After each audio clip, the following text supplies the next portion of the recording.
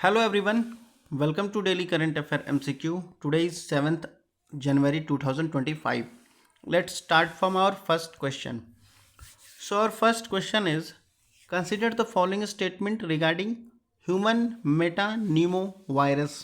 देखो HMPV virus जो China में अभी देखने को मिल रहा है कि चाइना से एक और वायरस स्प्रेड हुई है HMPV, उसके रिगार्डिंग कौन सा स्टेटमेंट करेक्ट है वो आपको बताना है। ठीक है, अभी रिसेंटली बहुत ही न्यूज़ में है क्योंकि इंडिया में भी कुछ केसेस देखे गए हैं कर्नाटक के साइड में। ओके, तो बताओ इसमें से कौन सा स्टेटमेंट करेक्ट है वो आपको बताना है। आपका फर्स्ट स्टेटमेंट कहता है कि it is a DNA virus with high potential for mutation.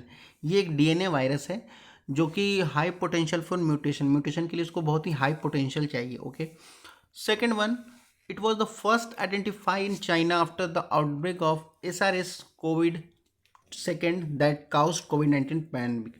ये कह रहा है कि ये पहली बार चाइना में ही देखा गया था after the outbreak of SRS कोविड-2। ठीक है, तो इसमें से कौन सा स्टेटमेंट करेक्ट है वो आपको बताना है। So the correct option is D. Okay, neither one neither two. ठीक है, दोनों स्टेटमेंट गलत हैं। देखो दोनों स्टेटमेंट गलत ऐसे है क्योंकि ये जो डीएनए वायरस कह रहा है ये डीएनए वायरस नहीं है, ये आपका आरएनए वायरस होता है बेसिकली। ठीक है, ये आपका आरएनए वायरस होता है। और ये जो कह रहा है कि फर्स्ट टाइम जो आइडेंटिफाई की गई है चाइना में आफ्टर द कोविड के बाद देखने को मिला है। ठीक, ऐसा नहीं है, ये पहली बार 2001 में पाया गया था आपका HMP वायरस। ठीक है, उसके बाद अभी स्प्रेड हुआ है। ठीक, तो दोनों स्टेटमेंट गलत हो जाएगा। उसके रिगार्डिंग कौन सा स्टेटमेंट का ऑप्शन करेक्ट होगा वो आपका डी होगा, neither one neither two. Now move to the next question. So the next question is, consider the following statement regarding space docking. Space docking जो कि अभी रिसेंटली न्यूज़ में था, स्पेस डॉकिंग आज ही के न्यूज़पेपर में था। तो बताओ इसमें से कौन सा स्टेटमेंट करेक्ट है वो आपको बताना है। सो बताओ। इसका जो करेक्ट ऑप्शन हो जाएगा आपका ए ओनली हो जाएगा। स्टेटमेंट फर्स्ट ही सही है, सेकंड स्टेटमेंट इनकरेक्ट है। क्यों करेक्ट है? क्योंकि ये जो अभी बात कर रहा हूँ ओनली 4 कंट्री, ऐसा नहीं है, सिर्फ 3 कंट्री के पास ही अभी स्पेस डॉकिंग कैपेबिलिटी है। उसमें से पहली कंट्री आपका USA है, दूसरी आपकी चाइना है, ठीक है, तीसरा आपका बात कर लिया जाए जो कि रशिया है। ठीक है, ठीक, और उम्मीद की जा रही है कि भारत चौथी कंट्री बनने वाली है सक्सेसफुली, अगर भारत स्पेस डॉक कैपेबिलिटी को प्राप्त कर लेता है तो। ठीक है, तो आपका ये स्टेटमेंट सेकंड गलत हो जाएगा और उसके रिगार्डिंग फर्स्ट ऑप्शन करेक्ट होगा। Okay, now move to the next question. The third question is, consider the following statement regarding Indus valley civilization and its script. Indian valley civilization को लेकर के कौन सा स्टेटमेंट करेक्ट है वो आपको बताना है। रिसेंटली देखो अभी न्यूज़ में इंडस वैली सिविलाइजेशन इसलिए है क्योंकि तमिलनाडु के जो चीफ मिनिस्टर जी हैं MK स्टालिन साहब, वो वहाँ एक कह सकते हो आपकी वहाँ एक 100 साल होने पे, इंडस वैली सिविलाइजेशन के 100 साल होने पे जॉन मार्शल का स्टैचू बना रहे हैं। तो उसके रिगार्डिंग ये न्यूज़ काफ़ी पॉपुलर हो चुका है।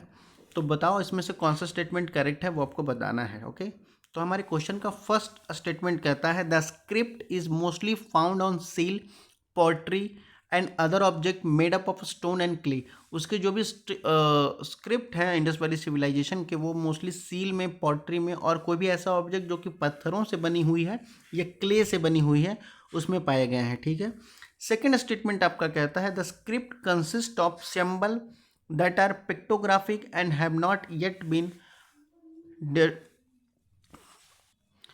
Have not be definitively linked to any known language. मतलब किसी और लैंग्वेज में अभी तक नहीं देखने को मिला है, यही अभी सिम्बॉलिक ही देखने को मिला है जिसमें कोई पिक्टोग्राफ है। ठीक है, और कोई लैंग्वेज ऐसा हो बेसिकली वैसा अभी तक नहीं पाया गया है। ओके, तो इन दोनों में से कौन सा स्टेटमेंट करेक्ट है वो आपको बताना है।